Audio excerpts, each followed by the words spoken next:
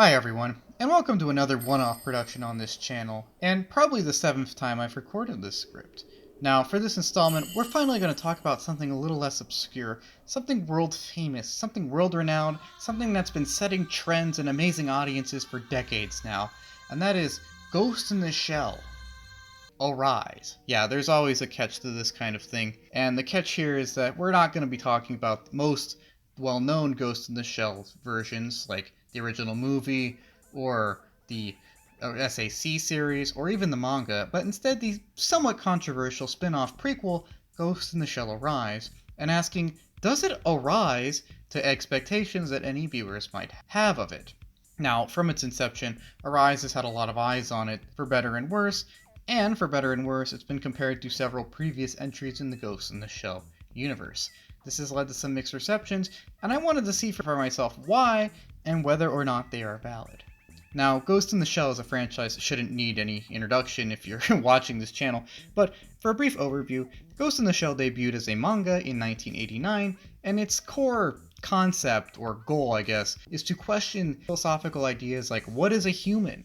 What is individuality? How can humans grapple with their own individuality in a constantly evolving technological wonderland? Is technology good or bad for this reason? And how do people and societies adapt to this and maintain their own individuality and answer what is a human, and so on and so forth?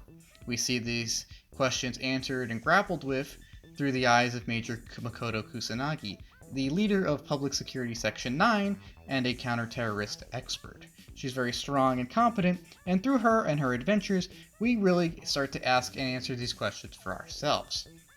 Now, this manga, of course, was very popular and later went on to spawn the even more popular and renowned and influential Ghost in the Shell movie, something which, of course, is one of the most well-known anime movies and extremely influential, and that in turn spawned the also influential and beloved Ghost in the Shell anime, Ghost in the Shell Standalone Complex, which had 2 seasons, Standalone Complex and Standalone Complex Second Gig.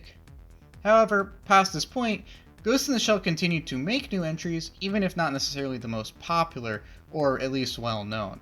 Some of these are in fact very good, like Ghost in the Shell Solid State Society, and Ghost in the Shell 2, which, while controversial, I enjoyed. Although that does get us to the point that not all of the next entries are as highly regarded. For example, the live-action movie, which I saw with my dad. We agreed it was a thing, and I think enough has been said about that. Or the newest rendition, Ghost in the Shell 2045, which, well, that might prove to be a weak link we talk about in a different video. Anyways, onto the topic of this video, Ghost in the Shell Arise falls into an odd spot where some people may not like it because it's too close to stuff that's been done before, and other people might not like it because it's already changed up things that people have already known for so long. It kind of gets criticism from both sides for this reason, some of which valid and some of which not so valid, and in order to make sure that I maintain valid criticism of the series, I wanted to make sure my biases didn't get too out of hand. So, I made sure to watch the series with someone who's completely unfamiliar with Ghost in the Shell and has no idea what any of this was before I had to tell her about it explicitly. And that, of course, is my wife. Now, I'd like to think that she has decent taste, so I felt prepared watching Arise with her and coming to our own conclusions and comparing them to see whether or not it's a good series. Getting into what I think of Arise, I think that it's important to judge the series not only as a member of the Ghost in the Shell legacy, but also in a vacuum. You can't just say something's bad because it's not like something else. It's derivative and kind of lazy, to be honest. You have to see if it can stand on its own merits before writing it off completely. In looking at Ghost in the Shell Arise in a vacuum, I think the series is actually quite good. On a surface level, its technicals are all very good, the voice acting's good, the visuals are great, and the OST, of course, is amazing. Whether it's some futuristic music to really get us into that cyberpunk vibe, or something more subtle or more antiquated to really try and invoke the Japanese soul that is at the core of Ghost in the Shell, or the human soul, really, that Ghost in the Shell wants us to look for and search for. Arise as a series is very good on a technical level, and while that's probably its strongest point, that's not to say that the characterizations or plot are weak either. Every episode of Arise is actually structured in a pretty cool way, where that every installment tends to have its own self-contained story that fits into a wider mystery at hand and the wider arc of Kusanagi, both asserting herself and really growing into the leader she later is, and putting together Section 9 as a whole. This means that each episode can stand on its own, and also contribute to a bigger but slightly hidden picture. There's no rush to get to the end or pay attention to every detail, but doing so is definitely rewarding. And while the plots of some episodes may be a little dense, and they may contain elements that Ghost in the Shell has already gone over in previous installments, they're generally in line with Ghost in the Shell, as a concept, and are also peppered with great action scenes. All of this takes place, of course, in a really neat setting with, as mentioned earlier, great technicals. The plot is not the most original, as elements of it are derivative to other Ghost in the Shell installments, but I don't consider that the biggest letdown, as it's still Ghost in the Shell, and to be honest, I was expecting some of the things to happen because, well, it is Ghost in the Shell. And there are a lot of things that do happen that I wasn't expecting either that I also liked. For example, the Major does some things that she wouldn't do in other installments because she is a more human version of the character. And this gets us into the cast, which I thought was great too. Kusanagi is a very great character, and even if she's a slightly different version of the character we know and love, I'm okay with that. And I'll get into that later. And the rest of the team is fine too, and they're fun to hang out with. While Arise isn't the hardest hitting thing on its own, it's definitely good, if not great. And that's coming from me, someone who has seen SAC before and the original movie before, and holds them up to a very high standard. To someone who is not familiar with those properties and just wants a fun cyberpunk adventure, I think Arise is still pretty good, if not better. Again, my wife had literally no idea what any of this was before I explained any of it to her, and she thought Arise was quite entertaining.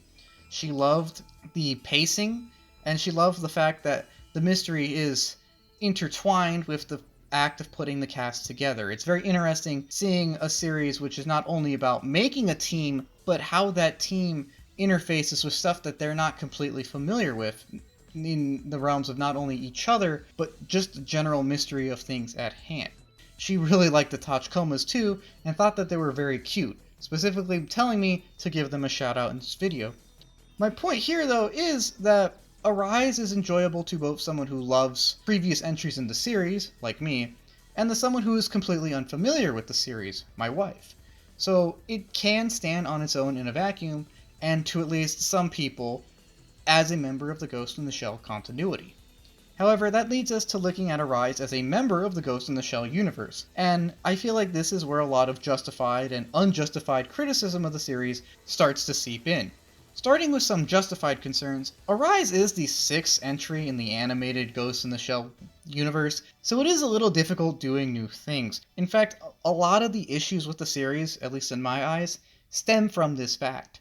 Sometimes certain plot beats do feel derivative to the point that, well, the second episode is basically a kind of soft retelling of the original movie, and some things do feel like they've been done before because, well, to be frank, they've been done before. For example, in SAC, where someone hacks Bato's eyes to really mess with his perception and in turn the perception of the audience, it's a really cool moment where we don't know what's going on and we get confused because we wouldn't think of that happening. But then when they do it in Arise, where if you've seen Ghost in the Shell before, you're like, they hacked his eyeballs, classic. And where some might see that as a cute callback or something that, realistically hackers would do regardless of whether or not it's been done before, some people might see that as derivative. And some of Arise does just feel kind of derivative. SAC amazed us with so many huge mysteries and weird plot points and double crosses and interesting philosophical conversations that by the time we get to Arise, all of that's kind of par for the course, so it's kind of hard for Arise to distinguish itself by solely leaning into those things. To be blunt, a lot of it's been done before, and better in previous installments, or at least in SAC and the original movie. In addition, some exposition and backstories in Arise are not 100% consistent with previously established lore. That does kind of irk me a little. I don't consider this an Achilles heel of the series, as Ghost in the Shell, at least from what I can tell, has never been the most uniform series in its lore anyways. The biggest issue that I see with the series, though, is the fact that since some of the previous entries are held up to be literal masterpieces, Arise is unfairly dogged on for the fact that it's not a literal masterpiece. That's not to say it's bad. It's not even to say that's not good. I think it's great. But it's just to say that some might hold Arise to absurdly high standards, and in turn kind of set it up to fail by emphasizing the fact that it's not the original movie or SAC. In fact, I feel a lot of dislike for Arise comes from the fact that it isn't simply a third season of SAC, that it does try to do its own thing, and it doesn't try to be solely what came before it. And in this regard, it is reasonably successful. I don't think it's fair to say that Arise is bad simply because it is not one of the works preceding it, which are held to be, literal masterpieces. I do think it's unfair to criticize the series because it does feel a little similar to what came before it. I mean, it's Ghost in the Shell. There is an expectation here of what's going to happen. The Major's going to have a cool action scene, and there's going to be some questioning of what is a human, and we're going to hack some eyeballs and stuff. You kind of have to do that to be Ghost in the Shell. So I feel it's kind of unfair to criticize the series for being too derivative. I mean, it does feel a little recycled every now and again, but it is the sixth entry in the Ghost in the Shell series. It's not like they can always be completely out of the box. And it's also unfair because a lot of the criticism comes from things that the series changed, i.e. when it tried to go out of the box, most notably with the cast. I do think it's unfair to criticize the series because it did have slightly, very slightly, different takes on the main cast. Arise does tweak character designs and personalities a bit, and while this does irk some people, I don't think that that's necessarily a justified complaint most of the time. While I do prefer the original designs to those in Arise, I can still easily tell who everyone is, with the exception of Saito, and it's not super distracting to me. In fact, I think them going out of the way to make completely new designs is both realistic, people do change styles over time, and it does show that the creators of Arise were dedicated to making Arise its own thing, which I can appreciate. And the same goes for a lot of the character personality changes present as well. Now, to be frank, this is probably the most contentious issue of Arise. A good amount of people seem to take issue with Kusanagi's characterization in Arise. Some people argue that a more human and emotional take on the character is tantamount to assassinating it, is tantamount to going against everything the Major stood for, which I don't believe so. I think this is simply a more immature and human version of the Major. Yes, she's not as secure as the Major that we know in SAC or the movie, and she's not as worldly or philosophical, and she's a little more insecure and impulsive, but all of this makes sense because she's also a younger version of herself. She's still learning how to work as a member of the team, how to lead her team, how to be the leader that she wants to be, and how to come to terms with her place as a full cybernetic being. She's still discovering herself, and she's still discovering how to do her job, and the best approach to things, and where she stands on a lot of the issues around her. It makes sense that this younger version of the character would not be as serene or wise or confident as the version we see later. It shows growth. It does show commitment to this being a prequel, which again I really like. I do really like this more human version of the Major. It's not like this is a super radical change. I mean, the Major is still the Major. She's still super skilled, she's still super strong, she's still superhuman, and she's still very philosophical and smart. It's just that this is a version of the Major that's also like 12% more emotional and impulsive than the one that we're used to. It's not a big change. It's definitely enough to feel it, but I don't think it's anywhere near character assassination. And to be fair, I also feel like the Major's still very competent in this series. It's not like she's some bumbling idiot that just kind of can't do anything right. No, she still gets the job done, and she's still very confident and skilled. It's not a character assassination to show a slightly less skilled and slightly less in control version of the character, because again, that character is not the character that we know from SAC. In SAC, she's been doing this for like decades. She's smart, she's intelligent, she knows everything because she's been doing it so long. But in Arise, she's just starting, so it makes sense that there's going to be growing pains. And I do like this commitment to a more human take on the Major. And in fact, it leads to my favorite moment in the show, where, again, a lot of criticism of the Major is that she's more impulsive. and that she just kind of does things sometimes, even if they don't make logical sense. And we see this when she shoots the engineer lady right here in this scene, because in SAC, the professional major would be like, we got to arrest this lady, we got to interrogate this lady, we got to follow procedure. But in Arise, she just says, you know what, this she's got to go, man. I'm tired of dealing with this. Yeah, I'll take the hit, whatever. Boom. Now, is that professional? No. Is murder bad? Yes. But I didn't think they would do that. It was just so cool. The producers went, you know what? She's more impulsive. Do it. I don't care. And while that might be seen as some kind of character assassination, I thought it was funny, and I do think it's in line with a more impulsive and more human major. And this idea of a more human major, of a more human cast, is really what Arise is kind of really what it builds itself upon. As mentioned earlier, Arise is the sixth entry in this animated universe, so it's hard for it to stand out based on things that have been done before. There is still some grand conspiracy or some big dialogue about what is humanity and all of that stuff, which, had that been the central point, a lot of people probably would have gone, oh, we've seen this before, it's just SAC with different character designs. I don't like that. So instead of doing that, instead of affirming what is a human through the ways that Ghost in the Shell has done before, i.e. the major affirming humanity from a very logical standpoint, Ghost in the Shell Arise kind of goes about it the opposite direction. Instead, it affirms the major's humanity from a very emotional standpoint. Again, she's not completely emotional. She's definitely in control 99.9% of the time. But by seeing a more emotional major, by seeing a supporting cast that has more friendly interactions and more small talk, it does feel like a warmer series, and it does feel like everyone is more human.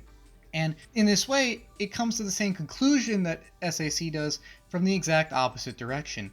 SAC affirms the humanity of the major by the major not only taking action on her own, but going through a lot of logical and philosophical exercises to determine what is a human, and then saying that yes, she does fit that bill, or at least well enough.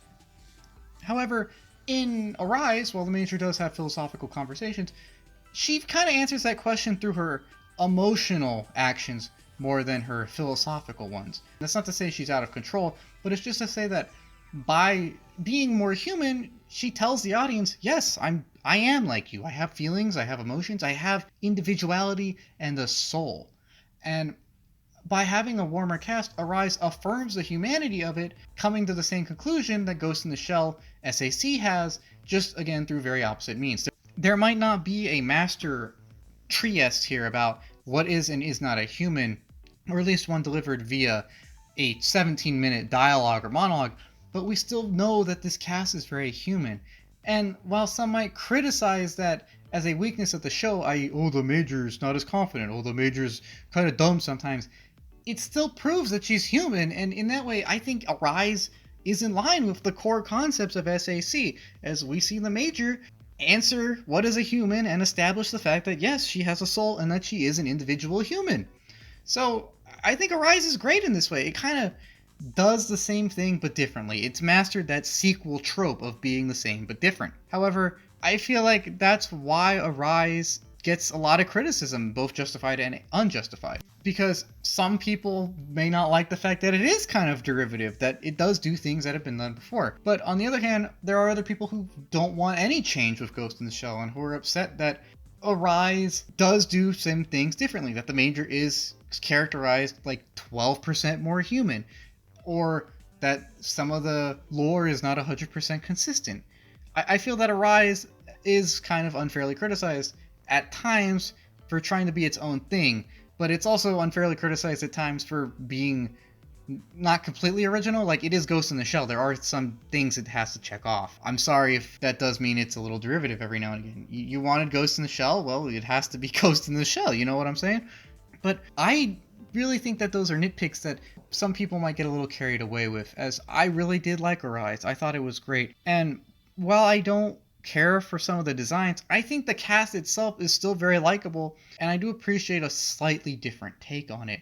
In fact, one of the things I forgot to mention is I do like one of the design changes they made, and that was the Major's eyes. Now, the Major is a full-body cyborg. Almost everything about her is completely mechanical, or at the very least not human organic. And this is very obvious in SAC or the original movie when you look at her eyes. she's always had a kind of doll-like look to her. Her eyes are not completely human, and that while they are expressive, they've always been painted or drawn to be kind of dark, kind of glazed over depending on the lighting, so that we know that yes, the Major is human, but not entirely so. Like, she's not entirely physically human, at least. And this does a good job establishing, the dichotomy of the character. However, in her eyes, with its more human take, they did a redesign of her eyes, and they're much more human, they're much more expressive, they're much more warm and clear. And I just feel like that's in line with the more human take on the cast in general. And I feel like that human take is the greatest strength of the series. And it's a real gamble that the series took.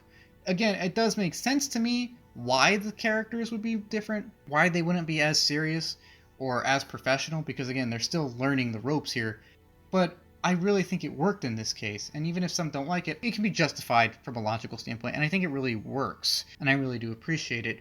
And I don't think it's fair that Arise is crucified for having a slightly different take on the characters, especially when we consider that the characters from SAC and the characters from the original movie are very different takes than the characters in the original manga.